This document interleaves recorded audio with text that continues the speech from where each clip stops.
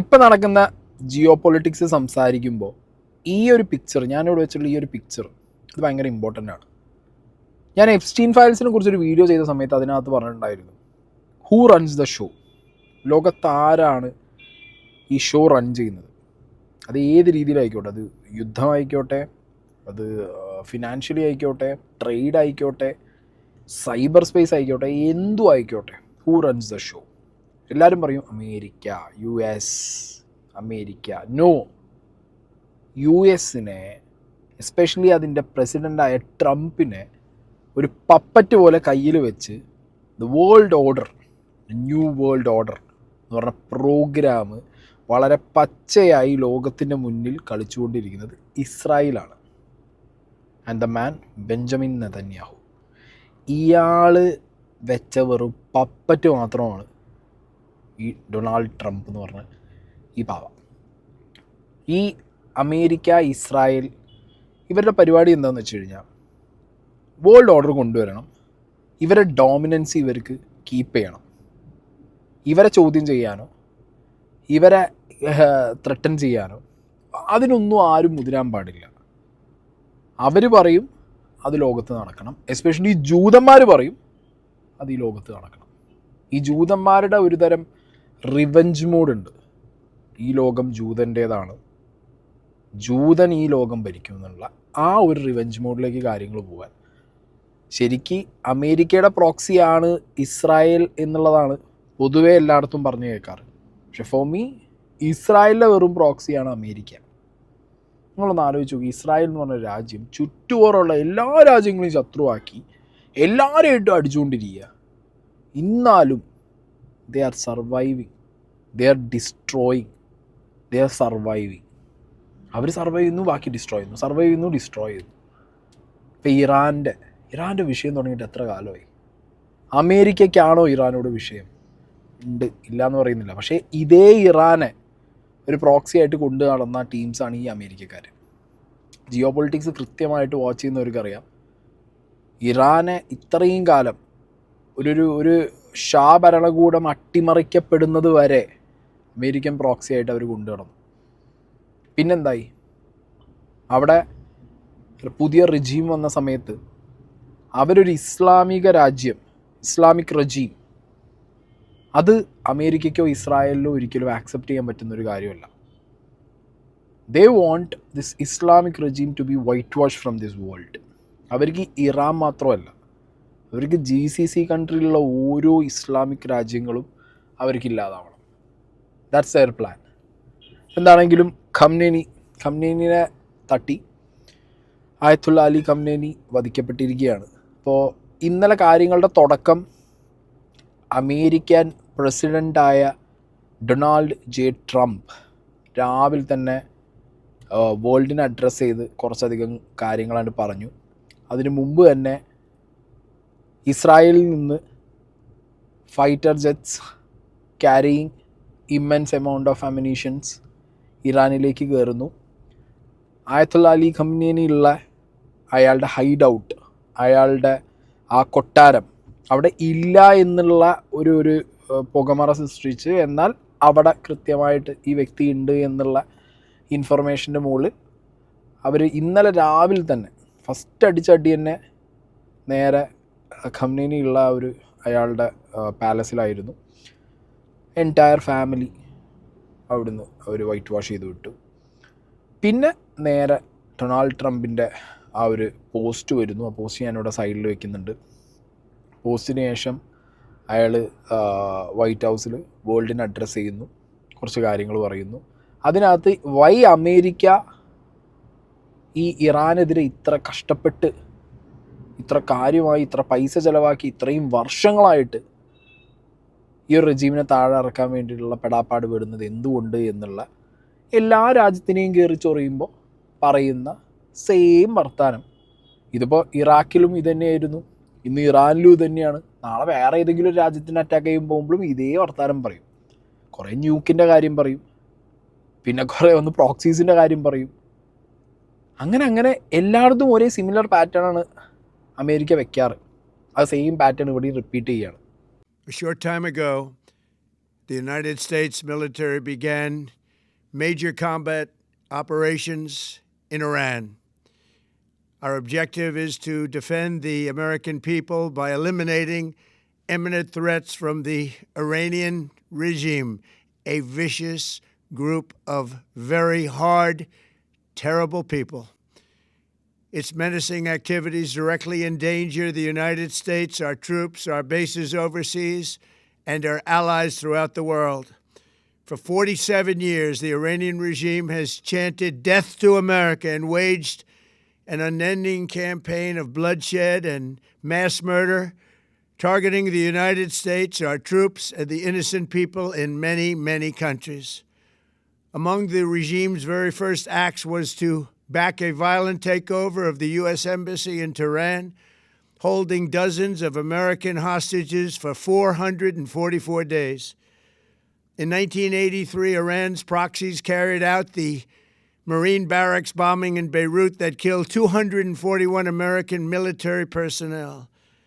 In 2000, they knew and were probably involved with the attack on the USS Cole. Many died.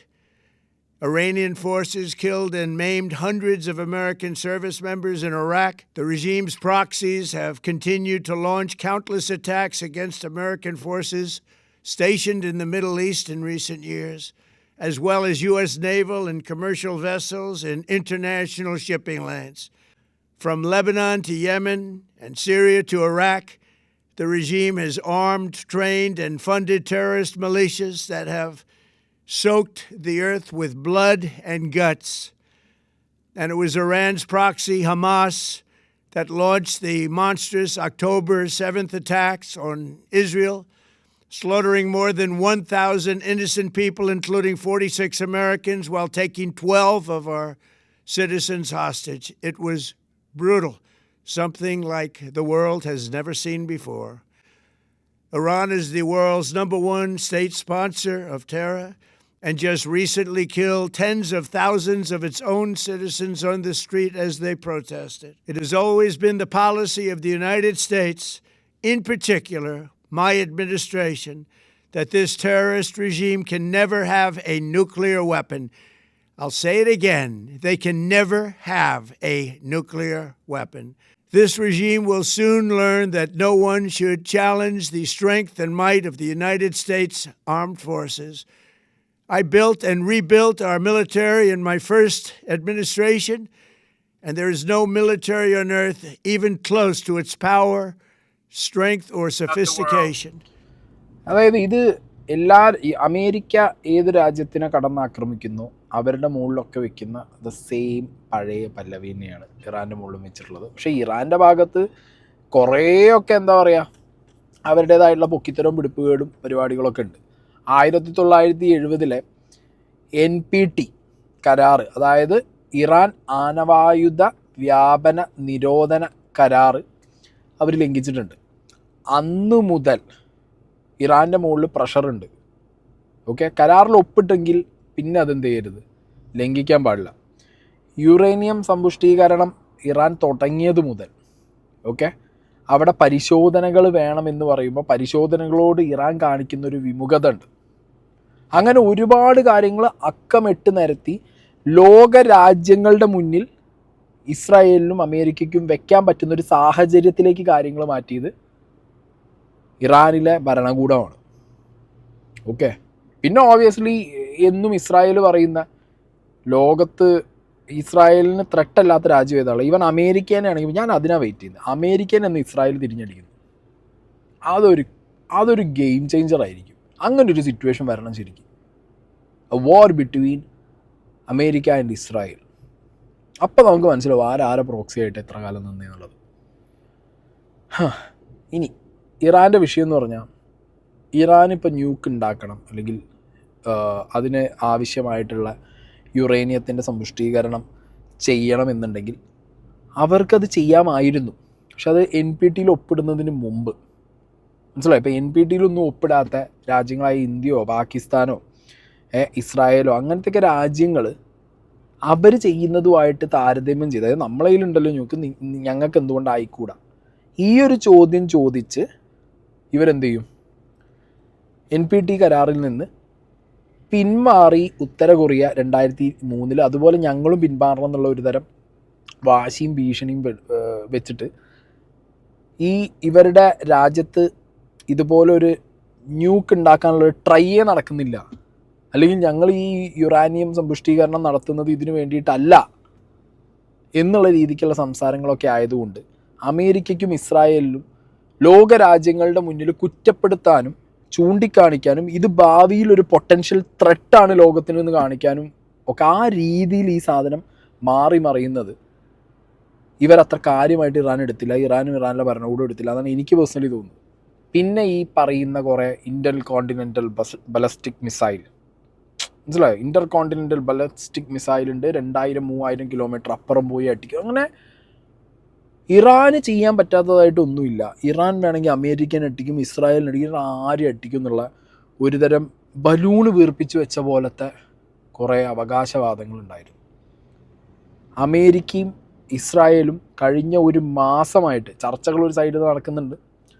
അല്ലാത്ത രീതിയിലും pressure ഇടാൻ വേണ്ടി പല രീതിയിൽ സന്നാഹങ്ങൾ, ഫുൾ സ്കെയിൽ വാർ സന്നാഹങ്ങൾ ഇറാനെ ചുറ്റിപ്പറ്റി കൊണ്ടുവന്ന് വെച്ചപ്പോഴും ഇങ്ങനത്തെ വലിയ വലിയ ഊതി വീർപ്പിച്ച ബലൂണുകൾ പറയാമെന്നല്ലാതെ ഇറാന് വേറെ ഒന്നും ചെയ്യാൻ പറ്റിയില്ല. Last Iran ചെയ്തതെന്താ? GCC രാജ്യങ്ങളിലെ അമേരിക്കയുടെ മിലിറ്ററി സെറ്റിൽമെൻറ്റ്സ് മൊത്തം തകർക്കുക എന്നുള്ള പേരിൽ GCC രാജ്യങ്ങളിലേക്ക് വിടാൻ തുടങ്ങി. ഡ്രോണും റോക്കറ്റുമായിട്ട് അങ്ങനെ മിസൈൽസ് വിടുന്നു. ഇതിലൊക്കെ സാധാരണക്കാർക്ക് പരിക്ക് പറ്റുമ്പോൾ ഈവൻ GCC കൺട്രീസ് ആണെങ്കിൽ പോലും വാക്കുകൊണ്ട് മാത്രമുള്ള സപ്പോർട്ടിൽ ഒതുങ്ങിപ്പോയ ഒരു സമയമാണ് ഇറാനുള്ളത്. അത് എബ്രഹാം കരാറിൽ നിന്ന് ഇവരുടെ ഒരു എന്താ പറയുക വിമുഖത ഉണ്ടായിരുന്നു. അതൊക്കെ എബ്രഹാം കോഡ്സിൻ്റെ ടൈമിൽ തന്നെ ചർച്ചകൾ നടന്നതുമാണ് ഒരുപാട്. പക്ഷേ അത് ബാക്കി അറബ് നേഷൻസൊക്കെ അത് ഇനീഷ്യേറ്റ് ചെയ്ത് മുന്നോട്ട് വന്നെങ്കിലും ഇറാൻ അന്ന് കാണിച്ച ഒരു തരം എന്താ പറയുക മിഡിൽ ഈസ്റ്റിലെ ജിയോ പൊളിറ്റിക്സിൽ ഇറാൻ കാണിച്ചതായിട്ടുള്ള ഒരു തരം വൈരാഗ്യ പരിപാടിയുണ്ട്. അത് ബാക്കിയുള്ളവരാരും ആക്സെപ്റ്റ് ചെയ്തില്ല, മനസ്സിലായോ? ഇപ്പോൾ ബാക്കി GCC കൺട്രീസ് മിഡിൽ ഈസ്റ്റിൽ എടുത്തു. ഒന്നാമത് മിഡിൽ ഈസ്റ്റ് തകരണം, മിഡിൽ ഈസ്റ്റിൻ്റെ ഫിനാൻഷ്യൽ പൊട്ടൻഷ്യൽ തകരണം എന്നുള്ളൊരു ഉള്ളുകൂടിയുള്ളൊരു കുത്തൽ അമേരിക്കയ്ക്കും ഇസ്രായേലിനുള്ളതായിട്ട് എനിക്ക് പേഴ്സണലി തോന്നിയിട്ടുണ്ട്. ഓക്കെ, അതിൻ്റെ ചർച്ചകൾ ഒരുപാട് പേര് ചർച്ചകൾ പറയുന്നതായിട്ടും ഞാൻ കണ്ടിട്ടും കേട്ടിട്ടുണ്ട്. കാരണം മിഡിൽ ഈസ്റ്റിലൊരു ഫിനാൻഷ്യൽ സ്റ്റെബിലിറ്റി, അതിൻ്റെ ഒരു ബാക്ക് ബോൺ പൊട്ടിച്ച് കഴിഞ്ഞാൽ ഈ എത്രയൊക്കെ പറഞ്ഞാലും ഇറാനും അല്ലെങ്കിൽ ബാക്കി അറബ് രാജ്യങ്ങളൊക്കെ അവരുടെ വളർച്ചയുടെ, അവരുടെ ഫിനാൻഷ്യൽ സ്റ്റെബിലിറ്റിയുടെ ഒരു പീക്ക് പൊട്ടൻഷ്യലിലെത്തിയ ലോകം മൊത്തം ഒരു ഇസ്ലാമിക് റെജീം വരും, അല്ലെങ്കിൽ ഒരു ഇസ്ലാമിക് രാജ്യം രക്ഷപ്പെട്ടു എന്നുള്ള രീതിയിലൊക്കെ ആയിക്കഴിഞ്ഞാൽ ഒരിക്കലും അത് അമേരിക്കയ്ക്കും ഇസ്രായേലിനും സഹിക്കുന്ന ഒരു കാര്യമല്ല. അവർ സഹിക്കില്ല. അവർക്ക് ആദ്യമേ നശിപ്പിക്കേണ്ടത് അതാണ്. പക്ഷേ ഇതൊന്നും എന്താ പറയുക, ഒരു മതത്തിൻ്റെയോ അതിൻ്റെ പേരിലൊന്നും ആയിട്ട് ഈ വാറുകൾ ഇവർ കണക്ട് ചെയ്യില്ല. അവിടെയാണ് വെരി പ്രിസൈസ്ലി ഇവർ ഇറാൻ റെജീമിനെ കണക്ട് ചെയ്യുന്നത് ന്യൂക്കായിട്ട്. പിന്നെ അമേരിക്കയുടെ പല സെറ്റിൽമെൻറ്റുകളും അവരുടെ ഇത്രയും വർഷങ്ങൾക്കിടയിൽ പല പ്രാവശ്യമായിട്ട് അവരുടെ ഒരുപാട് ആളുകൾ, നേരത്തെ ട്രംപ് പറഞ്ഞ പോലെ ഒരുപാട് പേരെ ഇവരില്ലാതാക്കി എന്നുള്ള ക്ലെയിമുകളും അങ്ങനെ പോണു ഈ സാധനം. അപ്പോൾ ആകെ മൊത്തം നോക്കിക്കഴിഞ്ഞാൽ ഇറാൻ എന്ന് പറഞ്ഞ രാജ്യം ഒറ്റപ്പെട്ടിട്ട് തന്നെ ഇരിക്കുന്നത്. ഇപ്പോൾ പലരും ഇറാനൊരു ഹെൽപ്പിംഗ് ഹാൻഡ് കൊടുക്കും, അല്ലെങ്കിൽ ഇറാനെ കൊണ്ട് ഇത്രയൊക്കെ ചെയ്യാൻ പറ്റും, അങ്ങനെയൊന്നും ഞാൻ പേഴ്സണലി എനിക്ക് തോന്നുന്നില്ല. കാരണം ഇസ്രായേലും അമേരിക്കയും ഒപ്പം അടി തുടങ്ങി 24 മണിക്കൂറിൻ്റെ ഉള്ളിലാണ് ആ രാജ്യത്തിൻ്റെ പരമോന്നത നേതാവിനെ അവരെന്ത് ചെയ്തത്, റിമൂവ് ചെയ്തത്. ആൻഡ് ഇറാനിലെ റെജീമിന് ഇപ്പോൾ ഈ പറഞ്ഞ പോലെ അവിടുത്തെ ഒരു പരമോന്നത നേതാവ് മാറിക്കഴിഞ്ഞാൽ അടുത്തൊരാളെന്നേ ഉള്ളൂ. അവർക്ക് ഇതിനകത്ത് ആയത്തുള്ള അലി ഖമീനി പോയി കഴിഞ്ഞ് കഴിഞ്ഞാൽ വേറൊരാളെ കിട്ടാത്തതോ അല്ലെങ്കിൽ അവരുടെ സിസ്റ്റം അമ്പാടെ അങ്ങോട്ട് അയാളിൽ ഡിപ്പെൻഡ് ചെയ്തിരിക്കുന്നു എന്നൊന്നും ഞാൻ പറയില്ല. ഈസ് ഓൾറെഡി ഏജ്ഡ്, മനസ്സിലായ? ആ വ്യക്തിനെ അവരൊരു ഫേസായിട്ട് വെച്ചു, അയാൾ മാറി അടുത്തൊരാൾ വന്നു, അത്രയേ ഉള്ളൂ അവർക്കത്. പക്ഷേ ഇറാന് മുകളിൽ ഇവരടിച്ച ഈ ഒരു അടി, ഇത് ലോകത്തെ എല്ലാ രാജ്യങ്ങൾക്കും ഇവരിൽ നിന്നുള്ള ത്രെട്ട് എന്താണെന്നുള്ളത് മനസ്സിലാക്കേണ്ട ഒരു ടൈമാണ്. ഇസ്രായേലിൻ്റെ അമേരിക്കൻ്റെ ഒരു ത്രെട്ട് നാളുകളിൽ ഇവർ പറഞ്ഞതിനപ്പുറം ഇപ്പം തന്നെ അങ്ങനെയാണല്ലോ സംഭവിച്ചുകൊണ്ടിരിക്കുന്നത്. അപ്പം ഈ ഒരു ഇറാനെ ഇസ്രായേൽ അറ്റാക്ക് ചെയ്യുന്നതിൻ്റെ മണിക്കൂറുകൾക്ക് മുമ്പാണ് നമ്മുടെ ഇന്ത്യൻ പ്രൈം മിനിസ്റ്റർ ഇറാന് പോയി കെട്ടിപ്പിടിച്ച് അവിടുത്തെ പാർലമെൻറ്റിൽ നിന്ന് സംസാരിച്ച്, അതും സംസാരിച്ചത് എന്താ, സംസാരിച്ചത് അതിലേറെ കോമഡി. ഇത് കേട്ടോ. India stands with Israel firmly, with full conviction in this moment and beyond. When many Indian Jews migrated to Israel in the mid 20th century, Israel is their fatherland and India their motherland.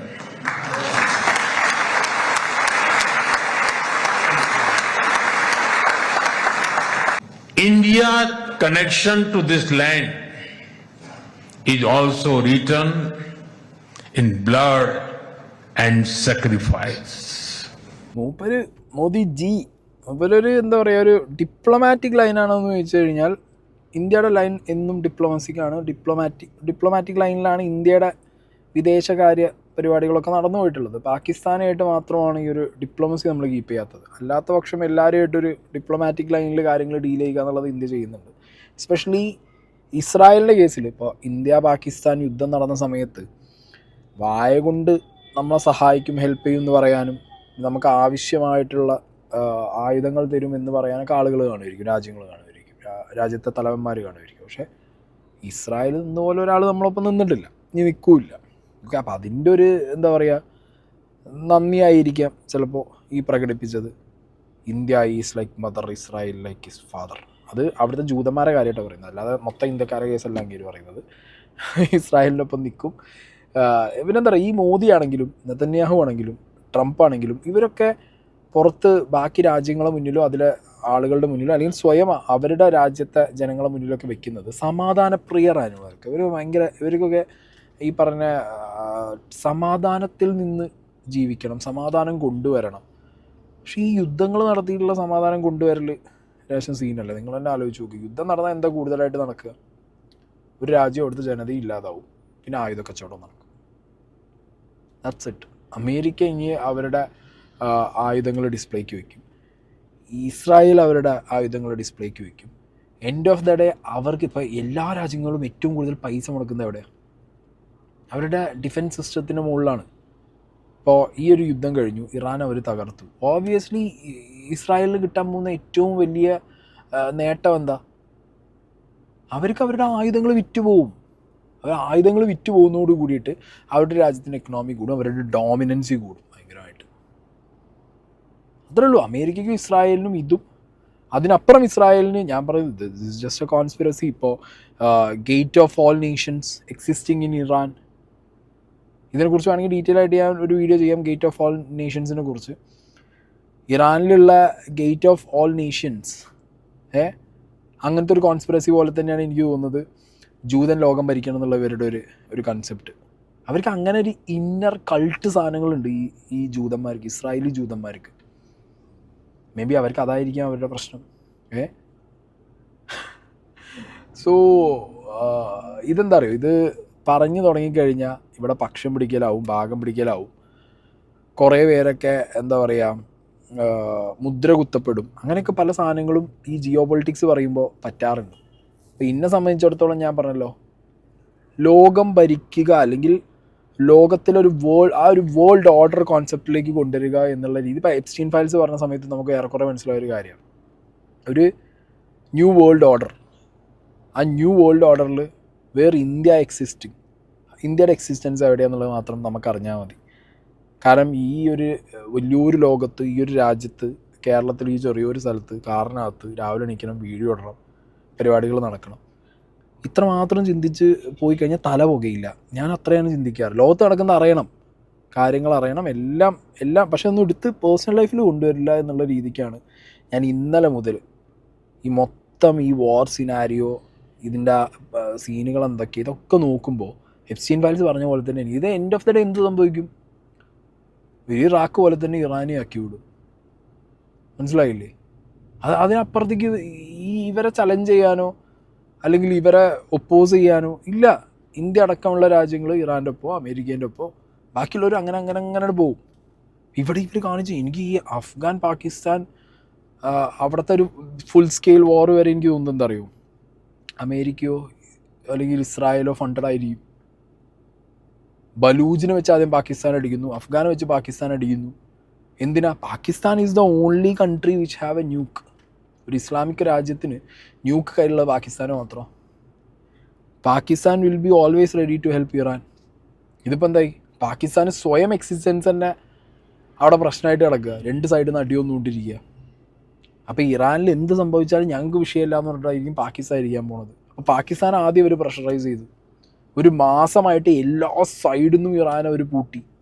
അത് ഈ യുദ്ധത്തിന് കരയിൽ നിന്നും അല്ലെങ്കിൽ വെള്ളത്തിൽ നിന്നും ആകാശത്തിൽ നിന്നുള്ള കോൺസെപ്റ്റ് മാത്രമല്ല കേട്ടോ, ഇപ്പോൾ സൈബറും കൂടിയുണ്ട്. എല്ലാ രീതിയിലും ഐസൊലേറ്റ് ചെയ്യുകയാണ്. സിസ്റ്റംസ് മൊത്തം ഹാക്ക് ചെയ്യുന്നു, അവരുടെ ഡാറ്റാസ് ഫുള്ള് വൈപ്പ് ഔട്ട് ചെയ്യുന്നു. ഒരു രീതിയിലും ആ രാജ്യത്തിന് മുന്നോട്ട് പോകാൻ അവർ സമ്മതിക്കാത്ത രീതിയിൽ വരിഞ്ഞ് കെട്ടി ലാസ്റ്റ് അടിച്ചു. എന്തല്ലേ ഈ ജിയോ പൊളിറ്റിക്സൊക്കെ ഇങ്ങനെ സംസാരിച്ച് ഇതിനെക്കുറിച്ച് ചിന്തിച്ച് വരുമ്പോഴാണ് നമ്മളൊപ്പം വണ്ടിയിലിരിക്കുന്നവർക്ക് സത്യത്തിൽ ഭ്രാന്ത് പിടിക്കുക. പ്രവി ഇന്ന് സത്യത്തിൽ ഇന്നും ഇന്നലെയായിട്ട് പ്രവി തല പുകഞ്ഞ് ഇറങ്ങി ഓടാൻ നിൽക്കുന്നതാണ്. ഞാനും പ്രവിയും കൂടിയാണ് ബാംഗ്ലൂരിൽ നിന്ന് നാട്ടിലേക്ക് വരുന്നത്. ഓനും മതിയായിട്ടുണ്ട്. ഇപ്പം എന്താണെങ്കിലും ലോകത്ത് ഇങ്ങനെയൊക്കെ പല കാര്യങ്ങളും നടക്കുന്നുണ്ട്. ഇപ്പോൾ യുദ്ധം നടക്കുമ്പോൾ യുദ്ധത്തിന് യുദ്ധനീതികൾ എന്ന് പറഞ്ഞ പരിപാടിക്കകത്തുനിന്ന് നോക്കുന്ന ആൾക്കാരൊന്നുമല്ല ഇവരാരും. അമേരിക്കയ്ക്ക് അമേരിക്കേൻ്റേതായ ബെനിഫിറ്റ്, അവരുടെ ഡോമിനൻസി കാണിക്കണം, അവർ ആയുധങ്ങൾ വിറ്റ് പോകണം, ലോകത്തിന് മുന്നിലുള്ള അവരുടെ ആ ഒരു ലോക പോലീസ് സുപ്രീമസി എന്നും അവർക്ക് നിലനിൽക്കണം. ഇസ്രായേലിനെ സംബന്ധിച്ചിടത്തോളം അവരാണോ ഇതൊക്കെ ചെയ്യണതെന്ന് വെച്ചാൽ അവരാണ് ചെയ്യുന്നത്. എന്നാൽ അവർ ഡയറക്റ്റ് ആണോ എന്ന് ചോദിച്ചാൽ അല്ല, അമേരിക്കയാണ് അവരെ കൊണ്ട് ചെയ്യിക്കുന്നത്. അപ്പോൾ അവർ ഫ്രണ്ട് എയറിലില്ല, അവരെപ്പോഴും അമേരിക്കയുടെ ബാക്കിൽ ഒളിഞ്ഞു നിൽക്കുന്ന ഒരു കറുത്ത ശക്തി. എന്നാൽ അമേരിക്കനെ അവരെ നിയന്ത്രിക്കുന്ന അവന്മാരാണ്. അവന്മാരുടെ ആവശ്യം ന്യൂ വേൾഡ് ഓർഡറും വേണം. അതിൽ ഇസ്രായേലിൻ്റെ എക്സിസ്റ്റൻസ് ആരും മനസ്സിലാക്കരുത്. എന്നാൽ Israel will be the supreme power. ഇതാണ് അവരുടെ ആവശ്യം. ഇന്ത്യ ആണെന്നുണ്ടെങ്കിൽ നൈസ് കളി, എസ്പെഷ്യലി മോദി. എന്തൊക്കെ സംഭവിക്കണേ ഈ പറഞ്ഞു കഴിഞ്ഞാൽ പ്രശ്നം കൊണ്ട് ഞാൻ പറയുന്നില്ല. ചിലപ്പോൾ അടുത്തൊരു ഇലക്ഷന് മുമ്പ് ഇന്ത്യയിൽ ഈ ചങ്ങായിക്ക് എന്തെങ്കിലും പറ്റിപ്പോകുമെന്ന് എനിക്ക് സംശയമുണ്ട്, നമ്മളെ പ്രൈം മിനിസ്റ്റർക്ക്. കാരണം എല്ലാം പ്ലാനിങ്ങാണ്, വേറെ ലെവൽ പ്ലാനിങ്ങുകളാണ് നടന്നുകൊണ്ടിരിക്കുന്നത്.